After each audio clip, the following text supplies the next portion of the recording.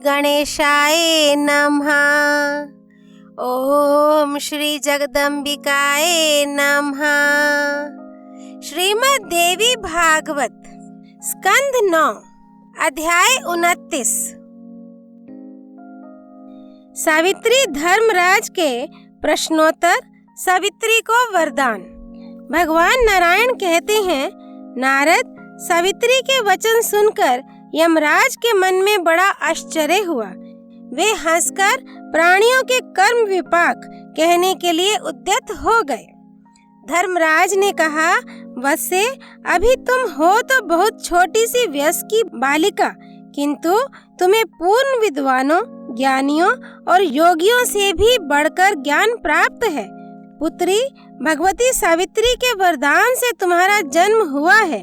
तुम उन देवी की कला हो। राजा ने तपस्या के प्रभाव से तुम जैसी कन्या रत्न को प्राप्त किया है। जिस प्रकार लक्ष्मी भगवान विष्णु के, भवानी शंकर के, अदिति कश्यप के, अहिल्या गौतम के, शची इंद्र के, रोहिणी चंद्रमा के, रति कामदेव के, स्वहा अग्नि के, स्वधा पितरों के, संज्ञा सूर्य के, वरुणानी वरुण के, दक्षिणा यज्ञ के, पृथ्वी वाराह के और देवसेना कार्तिकेय के पास सौभाग्यवती प्रिया बनकर शोभा पाती हैं। तुम भी वैसी ही सत्यवान की प्रिया बनो। मैंने यह तुम्हें वर दे दिया। महाभागे, इसके अतिरिक्त भी जो तुम्हें अभीष्ट हो वह वर मांगो। मैं तुम्हें सभी अभिलषित वर देने को तैयार हूँ। सावित्री बोली, महाभाग, सत्यवान से मुझे 100 औरस पुत्र प्राप्त हो, यही मेरा अभिलषित वर है। साथ ही मेरे पिता भी 100 पुत्रों के जनक हों। मेरे श्वशुर को नेत्र लाभ हो और उन्हें पुनः राज्यश्री प्राप्त हो जाए, यह भी मैं चाहती हूँ। जगत प्रभो, सत्यवान के साथ मैं बहुत लंबे समय तक रहकर अंत में भगवान श्री हरि के धाम में चली जाऊं। यह वर भी देने की आप कृपा करें। प्रभो, मुझे जीव के कर्म का विपाक तथा विश्व से तर जाने का उपाय भी सुनने के लिए मन में महान कौतूहल हो रहा है, अतः आप यह भी बतावें। धर्मराज ने कहा, महासाध्वी, तुम्हारे संपूर्ण मनोरथ पूर्ण होंगे। अब मैं प्राणियों का कर्म विपाक कहता हूँ, सुनो। शुभ और अशुभ कर्मों के फल स्वरूप जीव भारतवर्ष में जन्म पाते हैं। यही पुण्य क्षेत्र है। पतिव्रते, देवता, दैत्य, दानव, गंधर्व, यक्ष, राक्षस तथा मनुष्य, ये सभी कर्म के अधिकारी हैं। केवल पशु आदि जीवों को ही कर्म का अधिकारी नहीं कह सकते। उत्तम कर्म करने वाले प्राणी संपूर्ण योनियों में जन्म पाकर उसके फल भोगते हैं। शुभाशुभ कर्म फल भोगने का स्थान स्वर्ग और नरक निश्चित है। कर्म की विशेषता से प्राणी समस्त योनियों में चक्कर काटते रहते हैं। उन्हें पूर्व जन्म का उपार्जित किया हुआ कभी शुभ फल मिलता है और कभी अशुभ। शुभ कर्म के प्रभाव से प्राणी स्वर्ग लोक में जाता है। अशुभ कर्म उसे नरक में भटकने के कारण बन जाते हैं। कर्म के निशेष हो जाने पर प्राणी के हृदय में भक्ति उत्पन्न होती है। साध्वी, भक्ति भी 2 प्रकार की बतलाई गई है, एक निर्गुणा और दूसरी माया विशिष्ट ब्रह्म स्वरूपिणी भगवती प्रकृति के प्रति की जाने वाली। पूर्व जन्म का बुरा कर्म प्राणी को दूसरे जन्म में रोगी बनाता है और शुभ कर्म आरोग्यवान। प्राणी अपने पूर्व कर्म के अनुसार दीर्घजीवी, अल्पायु, सुखी, दुखी, अंधा और अंगहीन होता है। पूर्व जन्म के उत्तम कर्म के फलस्वरूप दूसरे जन्म में सिद्धियां प्राप्त होती हैं। देवी, अब विशेष बातें सुनो। सुंदरी, ये अतिशय दुर्लभ विषय शास्त्रों और पुराणों में वर्णित है। इसे सबके सामने नहीं कहना चाहिए। सभी जातियों के लिए भारतवर्ष में मनुष्य का जन्म पाना परम दुर्लभ है। साध्वी, सभी वर्णों की अपेक्षा संपूर्ण कर्मों में ब्राह्मण श्रेष्ठ माना जाता है। भारतवर्ष में ब्रह्म पर आस्था रखने वाला ब्राह्मण अधिक गौरव का पात्र समझा जाता है। ब्राह्मण में 2 भेद हैं, सकामी और निष्कामी। कामना से संपन्न ब्राह्मण जगत में प्रतिष्ठा पाता है और निष्कामी भगवान का भक्त बन जाता है। सकामी फल भोगने में व्यस्त रहता है और निष्कामी विघ्न बाधा से रहित होकर भजन भाव में लगा रहता है। साध्वी ऐसा निष्कामी द्विज शरीर त्याग कर भगवान के निरामय पद की प्राप्ति का अधिकारी हो जाता है। ऐसे निष्कामी व्यक्तियों को संसार में बार बार आना जाना नहीं पड़ता। द्विभुज भगवान श्री कृष्ण पूर्ण ब्रह्म परमेश्वर हैं। उनकी उपासना करने वाले भक्त पुरुष अंत में दिव्य शरीर धारण करके गोलोक में जाते हैं। सकामी वैष्णव पुरुष उच्च वैष्णव लोकों में जाकर समयानुसार पुनः भारतवर्ष में लौट आते हैं। द्विजातियों के कुल में उनका जन्म होता है। वे भी समयानुसार कर्मशः निष्काम भक्त बन जाते हैं और मेरे द्वारा उन्हें निर्मल भक्ति भी सुलभ हो सकती है। यह निश्चित है। सकाम ब्राह्मण एवं वैष्णव जन बहुत जन्मों में भी विष्णु भक्ति से रहित होने के कारण विशुद्ध बुद्धि नहीं पा सकते। साध्वी जो तीर्थ स्थान में रहकर सदा तपस्या करते हैं, वे द्विज ब्रह्मा के लोक में जाते हैं।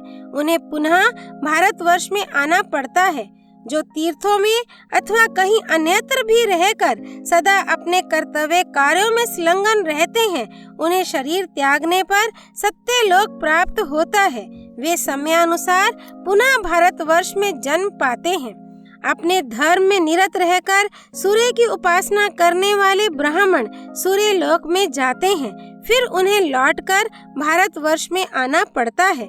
जो धर्मात्मा पुरुष निष्काम भाव से मूल प्रकृति भगवती जगदम्बा की उपासना करते हैं, वे दिव्य मणिद्वीप लोक में जाते हैं। आने जाने की परिस्थिति पुनः उनके सामने नहीं आ सकती।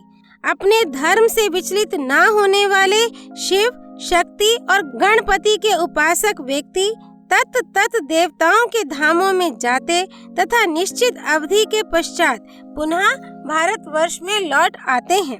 साध्वी अन्य देवताओं की उपासना करने वाले स्वधर्म परायण ब्राह्मण विभिन्न लोकों में जाते हैं, किंतु उन्हें पुनः भारतवर्ष में जन्म लेना पड़ता है।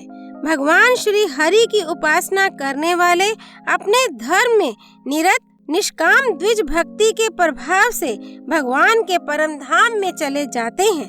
जो अपने धर्म का पालन नहीं करते, वे आचारहीन काम लोलुप लोग अवश्य ही नरक में जाते हैं।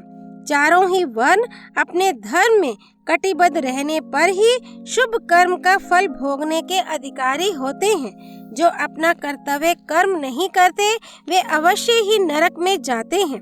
कर्म का फल भोगने के लिए वे भारतवर्ष में नहीं आ सकते। अतएव चारों वर्णों के लिए अपने धर्म का पालन करना अत्यंत आवश्यक है। अपने धर्म में संलग्न रहने वाले ब्राह्मण स्वधर्म निरत विप्र को अपनी कन्या देने के फलस्वरूप चंद्रलोक को जाते हैं। साध्वी यदि कन्या को अलंकृत करके दान में दिया जाए तो उससे दुगना फल प्राप्त होता है। उन साधु पुरुष में यदि कामना हो तब तो वे चंद्रमा के लोक में जाते हैं। निष्काम भाव से दान करें तो वे भगवान विष्णु के परम धाम में पहुंच जाते हैं। गवय, दूध, चांदी, सुवर्ण, वस्त्र, घृत, फल और जल ब्राह्मणों को देने वाले पुण्यात्मा पुरुष चंद्रलोक में जाते हैं। साध्वी एक मनवंतर तक वे वहां सुविधा पूर्वक निवास करते हैं। उस दान के प्रभाव से उन्हें सर्वोत्तम स्थान में निवास प्राप्त होता है। पतिव्रते पवित्र ब्राह्मण को सुवर्ण, गौ और ताम्र आदि द्रव्य का दान करने वाले सत्पुरुष सूर्य लोक में जाते हैं। वे भव बाधा से शून्य हो उस विस्तृत लोक में सुदीर्घ काल तक वास करते हैं। जो ब्राह्मणों को पृथ्वी अथवा प्रचुर धन दान करता है, वह भगवान विष्णु के परम सुंदर श्वेत द्वीप में जाता है और दीर्घ काल तक वहां वास करता है। मुने, वह पुण्यवान पुरुष भगवान के उस विशाल लोक में विपुल वास प्राप्त करता है। भक्ति पूर्वक ब्राह्मण को ग्रह दान करने वाले पुरुष भगवान विष्णु के सुखदायी लोक में दीर्घ काल के लिए प्रस्थान करते हैं। भगवान श्री हरि का वह विशाल लोक महान श्रेष्ठ है। वे उस लोक में उतने दिनों तक रहते हैं जितनी संख्या में उस दान ग्रह के रज्जा कण है। मनुष्य जिस जिस देवता के उद्देश्य से ग्रह दान करता है, अंत में उसी देवता के लोक में जाता है। अपने घर पर दान करने की अपेक्षा राजभवन पर जाकर दान करने से 4 गुना, पवित्र तीर्थ में करने से 100 गुना तथा किसी श्रेष्ठ स्थान में करने से दुगना फल होता है। ये ब्रह्मा जी का वचन है। समस्त पापों से मुक्त होने के लिए तड़ाक का दान करने वाला व्यक्ति रेणु पर्यंत वर्षों की अवधि लेकर जनलोक में जाता है। बावली का दान करने से मनुष्य को सदा 10 गुना फल मिलता है। वह उस बावली दान से तड़ाक के दान का भी पुण्य फल प्राप्त कर लेता है। तड़ाक का प्रमाण 4000 धनुष चौड़ा और उतना ही लंबा निश्चित किया गया है। इससे जो लघु प्रमाण में है वह वापी कही जाती है। सतपात्र को दी हुई कन्या 10 वापी के समान पुण्य प्रदा होती है। यदि उस कन्या को अलंकृत करके दान किया जाए तो दुगना फल मिलता है। तड़ाक के दान से जो पुण्य फल प्राप्त होता है वही उसके जीर्णोद्धार से सुलभ हो जाता है। वापी के कीचड़ को दूर करने से उसके निर्माण कराने जितना फल होता है। पतिव्रते जो पुरुष पिप्पल का वृक्ष लगाकर उसकी प्रतिष्ठा करता है वह हजारों वर्षों के लिए भगवान विष्णु के लोक में जाता है। सावित्री जो संपूर्ण प्राणियों के लिए पुष्पोद्यान लगाता है वह 10,000 वर्षों तक ध्रुव लोक में स्थान पाता है। पतिव्रते विष्णु के उद्देश्य से विमान का दान करने वाला मानव 1 मनवंतर तक विष्णु लोक में वास करता है।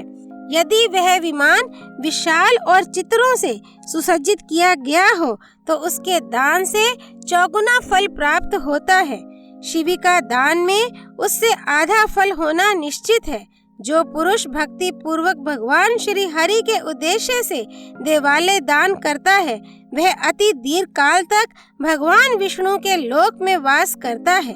पतिव्रते राजभवन तक राजमार्ग बनवाने वाला सत्पुरुष हजारों वर्षों तक इंद्र के लोक में प्रतिष्ठित होता है। ब्राह्मणों अथवा देवताओं को दिया हुआ दान समान फल प्रदान करता है। जो पूर्व जन्म में दिया गया है वही जन्मांतर में प्राप्त होता है। जो नहीं दिया गया है वह कैसे प्राप्त हो सकता है। पुण्यवान पुरुष स्वर्गीय सुख भोग कर भारतवर्ष में जन्म पाता है। उसके कर्मशः उत्तम से उत्तम ब्राह्मण कुल में जन्म लेने का सौभाग्य प्राप्त होता है। पुण्यवान ब्राह्मण स्वर्ग सुख भोगने के अनंतर पुनः ब्राह्मण ही होता है। यही नियम क्षत्रिय आदि के लिए भी है। क्षत्रिय अथवा वैश्य तपस्या के प्रभाव से ब्राह्मणत्व प्राप्त कर लेता है, ऐसी बात श्रुति में सुनी जाती है। कितना ही काल क्यों ना बीत जाए, बिना भोग किए कर्म क्षीण नहीं हो सकते।